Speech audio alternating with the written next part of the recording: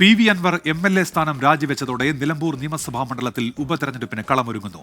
നിലമ്പൂർ നിയമസഭാ മണ്ഡലത്തിൽ ഒഴിവുവന്ന കാര്യം സ്പീക്കർ ഇന്ന് തിരഞ്ഞെടുപ്പ് കമ്മീഷനെ അറിയിക്കും. സമീർ ബിൻ കരീം ചേരുന്നുണ്ട് മലപ്പുറത്ത് നിന്ന്. സമീർ, അങ്ങനെ ഒരു ഉപതെരഞ്ഞെടുപ്പിലേക്ക് നിലമ്പൂർ കടന്നേക്കും. ഒരുപക്ഷെ അത്തരത്തിലൊരു പ്രഖ്യാപനം നമ്മൾ പ്രതീക്ഷിക്കുന്നുണ്ട്. എന്തൊക്കെയാണ് വിവരങ്ങൾ സമീർ?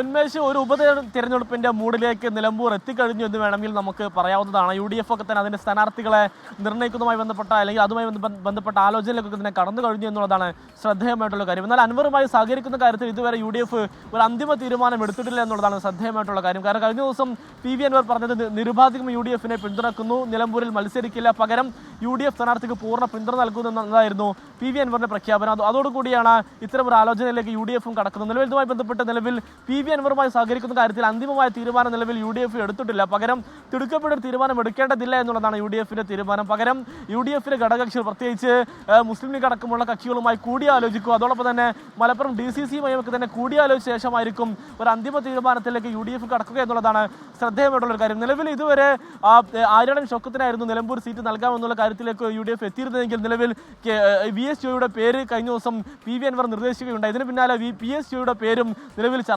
ചർച്ചയിലേക്ക് വരുന്ന ഒരു സാഹചര്യമുണ്ട്. അതുകൊണ്ട് തന്നെ ആരായിരിക്കും അന്തിമമായി ഈ പട്ടികയിൽ ഉൾപ്പെടുത്തുക എന്നുള്ളതാണ് ഏറെ എല്ലാവരും ആലോചിക്കുന്ന കാര്യം. ഉന്മേഷ്, സമീർ ബിൻ കരീമാണ് വിശദാംശങ്ങൾ നൽകിയത്.